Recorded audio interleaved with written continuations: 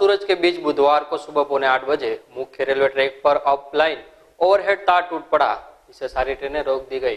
Down line के single train गाड़ियों को एक एक कर पास करवाया, लेकिन इससे मुंबई रूट की सारी ट्रेनों 2 घंटे लेट हो गई।